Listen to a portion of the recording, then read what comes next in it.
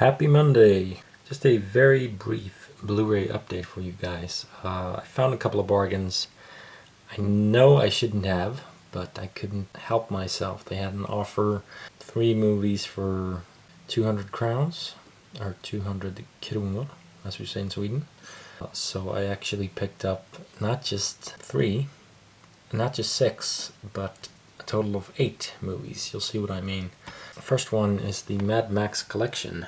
I guess this is technically the Mad Max Trilogy, but it is labeled as the Mad Max collection.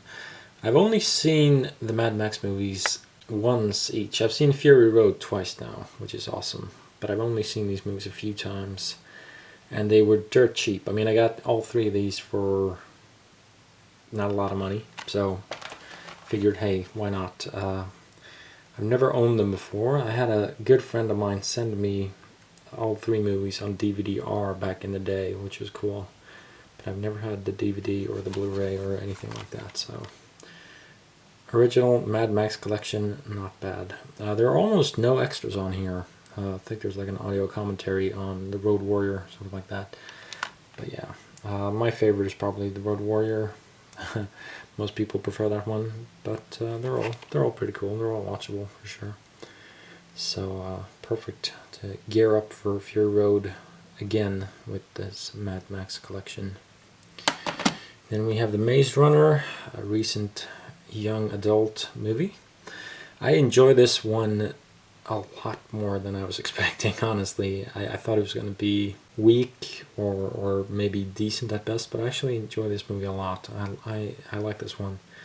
It was surprisingly dark, and it's got this kind of Lord of the Flies meets post-apocalyptic monster droid kind of vibe. So yeah, actually a pleasant surprise. I enjoy this one, and if you haven't seen the trailer for the second movie, The Scorch Trials, check that out as well. I'm serious. Take a moment, click on the screen, and check out the trailer for The Scorch Trials. It seriously looks good. I mean, I'm excited to see it, honestly. So, I don't know. I like these kind of movies. Well, not all of them, but I enjoyed this one for sure. So, The Maze Runner, bargain, and figured, hey, why not? Enjoyed it a lot more than I was expecting. And we have Sin City, A Dame to Kill For. This was not as good as any of us were hoping, I think. But again, if it's a bargain, why not? I will say one thing about this movie. It is beautiful in high definition. I mean, stunningly gorgeous to look at in high def. So there's always that. I don't know. I didn't think it was horrible. I didn't hate this movie, but after all those years of waiting, I think it was underwhelming. But you know, I've seen worse. It's still got that cool comic book noir sort of feel to it.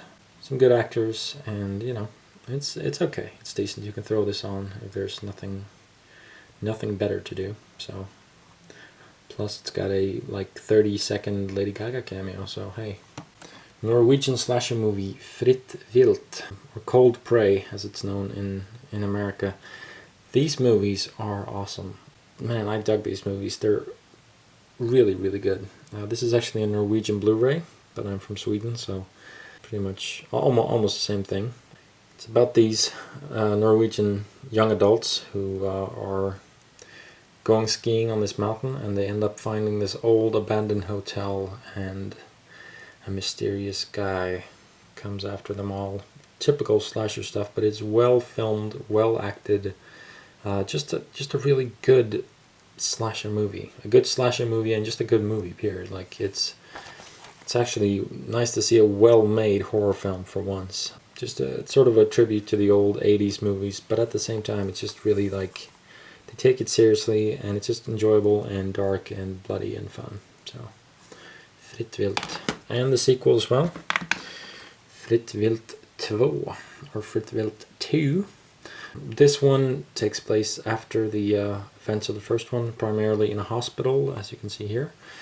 This movie is fantastic. I thought this was amazing, pretty much. It's really rare that you get to see a slasher movie these days that is just a good film, period. And this is a good film. I mean, good characters, good acting, well written, and a good horror movie as well. I mean, everything about this movie just worked for me. It just totally worked. And I love Norway for taking this seriously. Just awesome. And last but not least, we have Fright Night, classic vampire movie, horror movie from the 80s. Chris Sarandon, Rodden McDowell, Amanda Beers, is that how you say her name? Pronounce? I don't know. This is one of those classic horror movies, well, classic.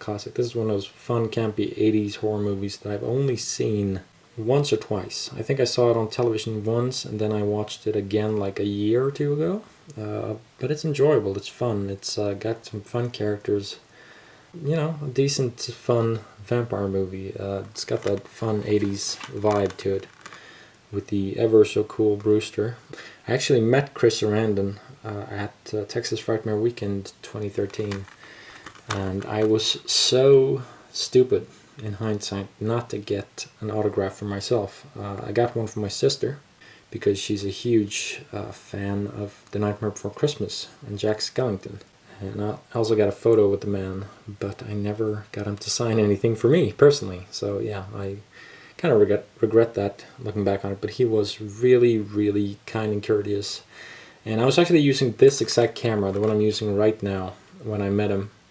And while I was using it, I had it set to autofocus or manual focus. And he said, you know, he leaned over, looked at this camera, said, you know, if you set this to autofocus, you'll save some time. And he just leaned over and boop, put it on autofocus.